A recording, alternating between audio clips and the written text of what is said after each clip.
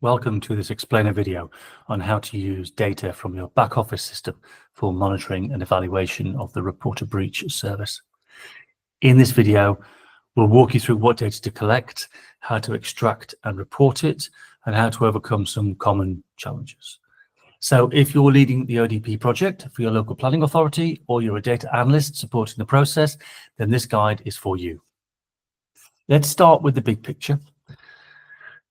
To help us assess how well the reporter breach service is working, what outcomes it delivers, and where improvements can be made, we use a monitoring and evaluation framework.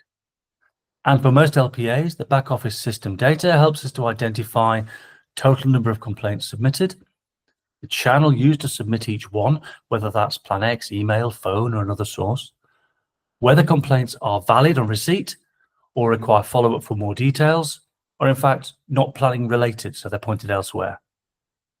And finally, time that elapses between submission, review by enforcement officer, and final resolution.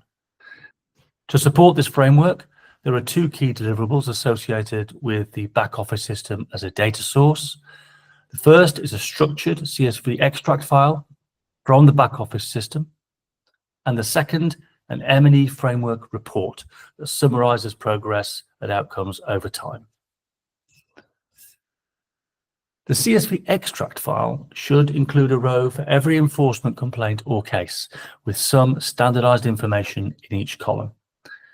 And to make this easier, we've created a data definition document. That's a guide that defines what each column should include, what formats to use, and in some cases, the exact set of values to choose from. You'll find the link to this data definition document in the video description below and also on the ODP Hub pages. Let's walk through some of the columns briefly. Council, well, that's simply your LPA name. Service, and for this report, it should say enforcement. Case reference, this is the unique case reference from your back office system. Submission date, now for dates, make sure to use the correct date format. That's a 2-digit day, 2-digit month, 4-digit year with a backslash as a separator and leading zeros. For example, 04/03/2025 for the 4th of March, 2025. Back office system used. There's a list of allowed values for this in a separate tab on the definition sheet. Result. Now each LPA defines its own set of outcome labels and values. The M&E working group has reviewed those across a set of councils and has agreed on a standard set of outcomes. Your team, like everywhere else, will need to map your internal values to these standard ones, and you'll find those in the standard result values tab of the data definition document. After doing this sort of work, quite a few councils have in fact updated how they record outcomes based on those standards. Channel, this column is optional. Some LPAs record how a complaint was submitted by phone, email, Plan X, etc. If your team does track this, it can be really helpful when it comes to calculating the percentage of complaints that come through the reporter breach service. You need to produce this CSV extract file every month. The monthly report should cover the previous 6 months of enforcement cases. So if it's the beginning of May, your report should include cases from the beginning of November through to the end of April. The file must be in CSV or Excel format and must match the data definition document in terms of structure and content. Once the file's ready, send it to your ODP M&E lead, and you can do that by email or by uploading it to the shared drive. Time is important. Submissions are due at the beginning of every month, so to avoid stress, try to automate the task where you can. In addition to the monthly CSV extracts, there's another requirement, the M&E framework report. Now, this report is submitted at 3 key times. The first one is before your local launch of the reporter breach service, and that will include baseline data. The second will be 3 months after launch, when the service is hopefully bedded in, and you have an understanding of any tweaks that you want to make. And the last one is 6 months after launch, when hopefully we can get a good view of the impact of the service. Unlike the monthly extract, this report only covers the most recent month for each of those stages. And you need to use the official Report to Breach M&E results sheet template. Once again, the format is Excel. You can submit it as a file by email, or you can complete it on a shared file. And the link can be provided to you by the ODP M&E lead. So how do you actually pull the data from the back office system and use that to prepare the report? Think of it as a four-step process. First of all, connect and get the data. Start by making sure you or someone in IT has access to the enforcement data in the back office system.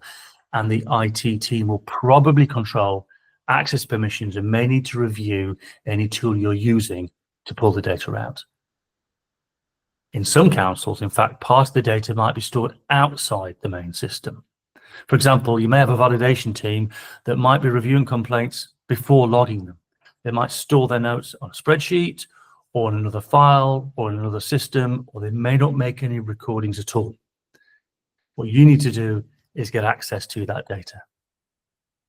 Once you've found it and you have access to it, the next job is to transform the data.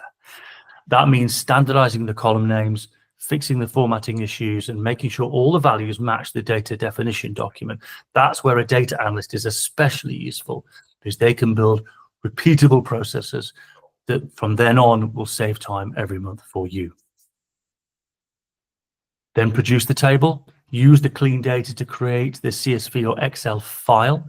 Make sure it includes all the required fields and make sure the dates cover the correct 6-month window. Finally, submit the report to the ODP M&E lead. That's either by sending it via email or perhaps uploading it to a shared drive. You've got two main tooling options for how you produce these reports. The first one is to use the back office systems reporting tools. Most systems allow you to choose values and export data as a file. You could then make the final edits manually, or you could use something like Power Query with Excel to turn that into something which is then available for reporting. The second option is to use a separate external tool like Power BI. That's the most common approach amongst LPAs in the M&E working group for sure. In fact, some teams start with the system they have available and then move to Power BI later on when they're ready. So with a tool like Power BI, you can either build the report from scratch using the interface, or you can import a pre-built template, which includes all the queries and transformations. You'll just need to adjust the setup for your specific field names and case outcomes, but it saves an awful lot of time. We've included links in the video description to a detailed document explaining how to set the report up manually using Power BI, and a video walkthrough of that process, a pre-built template file that you can use, and a video guide to using that template. Now, no system is perfect, and LPAs have run into a few common challenges. Here are two of them and how to handle them. The first one is data gaps, incomplete records. Sometimes key data, like complaint outcomes, aren't consistently entered into the back office system. Officers may use different methods or different values, and sometimes nothing's recorded at all. What to do about it? Start early. Review your current data setup as soon as you can, and then talk to the enforcement team to find out what's happening. Are they using custom fields? Are they saving details elsewhere? Are they not doing it because nobody tells them it's important? Once you understand that, then you can have a conversation about updating the processes. A tip from the other LPAs who've been through this. Couple of things. First, make sure you mention to the enforcement team the benefits that other councils have seen by using the service. And secondly, consider getting a test account on Plan X to demo it internally. Showing it does an awful lot more than talking about it. The second hurdle, limited data analyst support. Not every council will have a dedicated data analyst for ODP work, or even a data analyst assigned to support. What you need to do is really clarify as early as you can who's going to help you with that data reporting. If you don't have access to that capability, then talk to your IT department or your ODP community manager. And don't forget, the M&E working group is a fantastic place to ask questions and get peer support. Somebody else has probably faced exactly the problem you're facing, or something very like it, and has managed to find a solution. Well, we're nearly done. Here are a few final tips to help you stay on track. Start early. Don't wait until the deadline to prepare your data. Don't wait until you're just about to launch. Secondly, use the templates and the guidance that have already been provided. And then collaborate with other LPAs to share tools and ideas, learning from them and sharing your experiences too. Most importantly, stay connected to the M&E working group. Ask for help early and share your learning. It helps everybody improve. Well, that's everything I hope you need to know to get you going, producing monitoring and evaluation data from the back office system for report to breach.